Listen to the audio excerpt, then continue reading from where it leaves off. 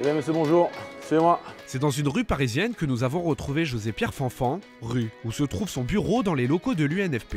Un moment privilégié où José nous a évoqué son ancienne carrière de footballeur, une époque qui le remplit de nostalgie et de fierté. Avec là, je me suis dit oui, effectivement, si j'avais fait ça, si j'avais fait ci, j'avais fait ça, j'aurais peut-être pu espérer encore plus. Mais vraiment un gros sentiment aussi de fierté d'avoir accompli vraiment quelque chose d'énorme. Parce que j'ai réussi à tout gagner en France. J'ai réussi à évoluer justement dans les plus beaux clubs français. Et c'est vrai que c'est une grande fierté. Et donc aujourd'hui, je garde beaucoup d'amis, énormément d'amis dans ce milieu, avec qui j'échange toujours énormément. Et c'est vrai qu'on a toujours ce côté nostalgique. On aimerait retourner en arrière, retrouver notre petite vie de vestiaire, où justement on avait l'habitude d'arriver dans un vestiaire, de mettre nos crampons et de rigoler. Donc ce temps est révolu, mais c'est vrai que c'est une période de ma vie que j'apprécie énormément. À la fin de sa carrière, c'est comme une évidence pour José de rester proche des terrains. C'est en tant que consultant que commence sa reconversion, une expérience qu'il savoure pleinement. Ça m'a plu parce qu'effectivement, là aussi de nouveau, on est sur les pelouses, on est en contact avec les joueurs. On a aussi cette affinité, ce côté tactique aussi qu'on aime faire partager.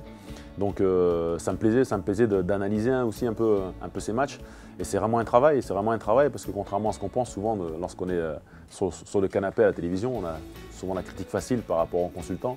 Et c'est pas évident, c'est un vrai exercice, mais dans lequel je me suis très vite bien senti. Et donc du coup, oui, voilà, j'ai continué là-dessus, mais sachant aussi que c'est une activité qui, entre guillemets, qui reste précaire.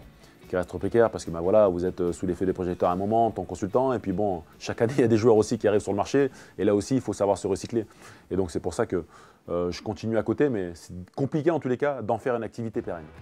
Une activité pérenne, c'est rapidement avec l'Union nationale des footballeurs professionnels qu'il va la trouver. Il commence en tant que délégué pour la région Nord pour ensuite devenir agent UNFP, une activité qui lui correspond.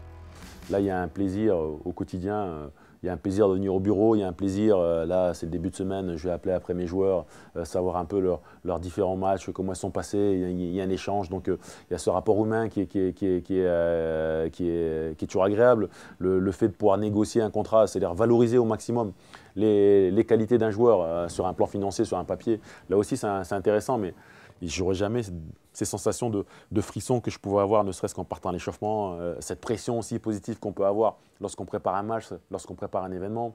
Donc je pense que la vie de footeux, en tous les cas la vie de footballeur professionnel, il n'y a rien qui pourra jamais remplacer ça. Grâce à cette expérience de footballeur, il conseille les jeunes de la meilleure des façons, se refusant d'être un vendeur de rêves.